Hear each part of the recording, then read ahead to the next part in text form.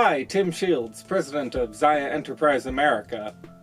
Blade of the Immortal is Takashi Miike's 100th film, and given that it's leaving Tubi in a few days, I thought I would take the opportunity to watch it while I had the chance.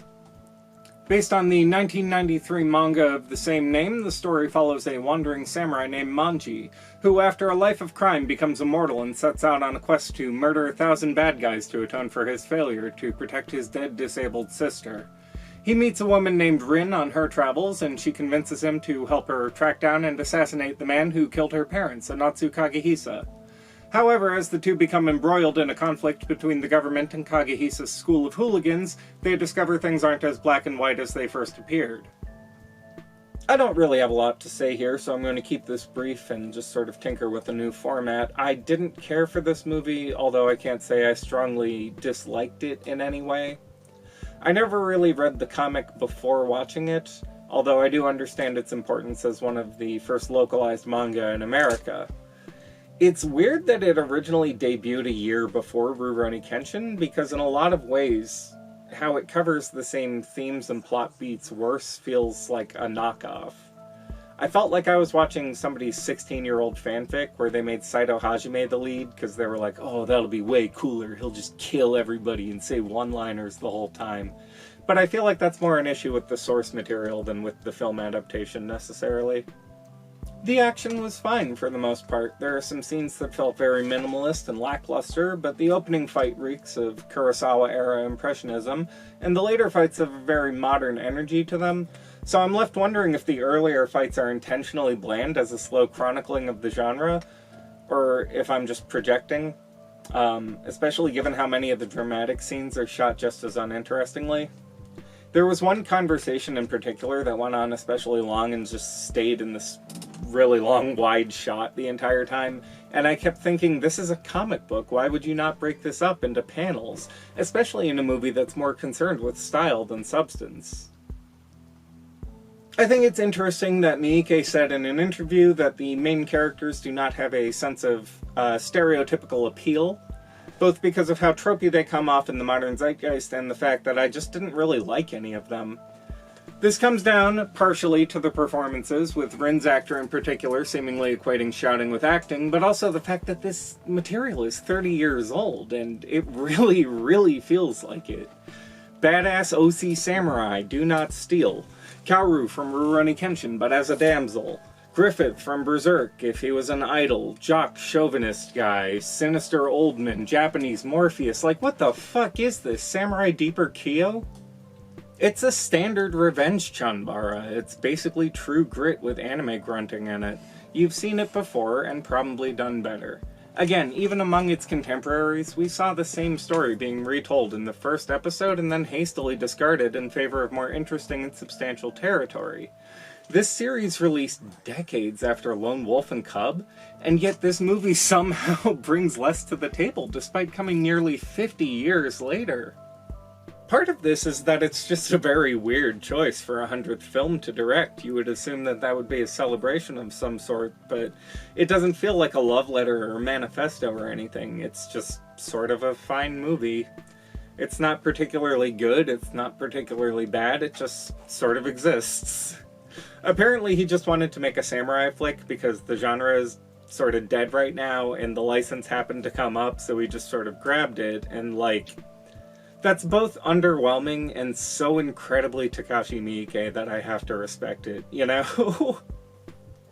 Something I found really interesting was, Miike said that he felt that the themes of the original work never really came to a conclusion, which is something I absolutely agree with.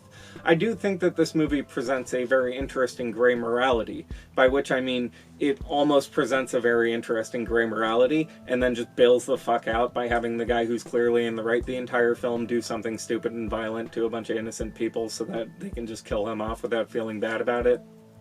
You know, like a Batman movie.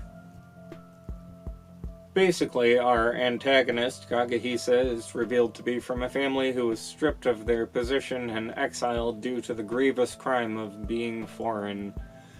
He comes back and wants to take over teaching the shogunate how to do a sword fight because his school is dedicated to winning no matter what. And the government is more concerned with the aesthetic of honor and being xenophobic. Surprise. Kagehisa responds by killing the leaders of dojos across Japan in a bid for supremacy, including Rin's parents, and effectively become recognized as a citizen of his own country after generations of being othered.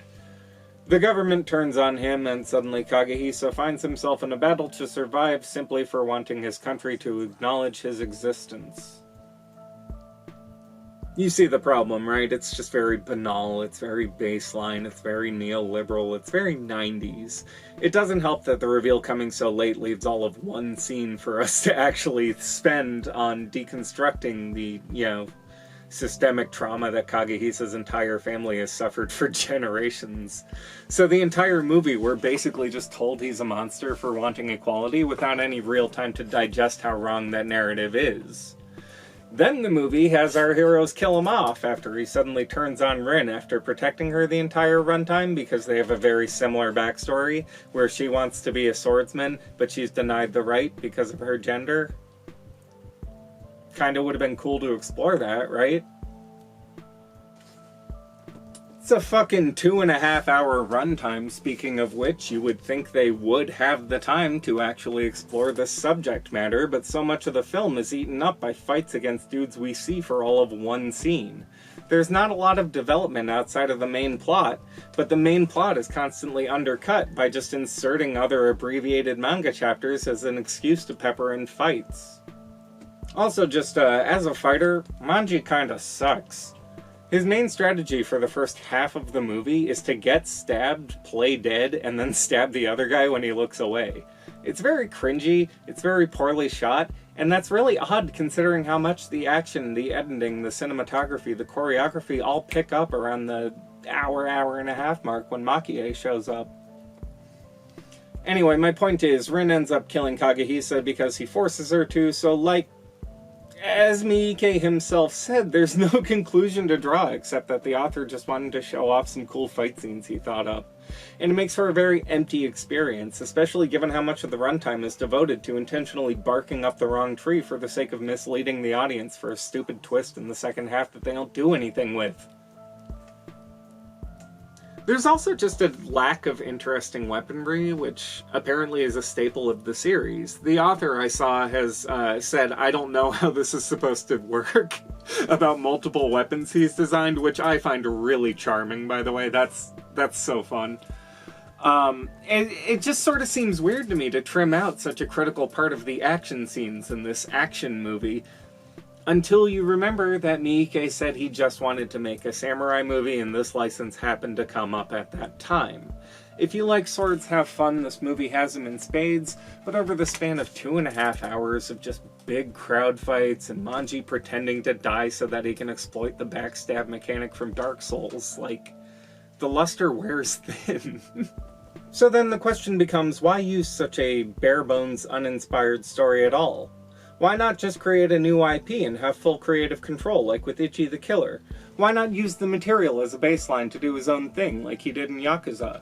Why not make characters who are worth a damn and learn and grow? Manji starts off protecting a girl, protects a girl as atonement for protecting a girl, and learns he likes protecting a girl. What an arc. Rin starts off wanting to be a swordsman, and then has a guy fight her battles all movie, with it ending on the one guy that she barely kills, forcing her hand so that she doesn't have to feel guilty about it or think about it too hard. It's cheap storytelling. I don't want this to sound entirely negative, it's not a bad movie. I didn't go into this with expectations about the source material for it to let me down on. I just think that the worst thing that a movie can be is middling, and this is a very middling movie, which is a shame for such a monumental achievement as 100 films. Much like the movie, it leaves me with no real conclusions to draw either about the material, the questions it raises, or the director's work. It just leaves me feeling empty. Thank you so much for watching. If you would like to watch Blade of the Immortal for yourself, it is on Tubi. If you have seen it already, please leave a comment letting me know what you think about it, because Lord knows I am missing context for the series as a whole. If you'd like to contribute to the channel, my Patreon and my Ko-fi will be linked in the description below, as will my social medias if you would like to stay up to date with us.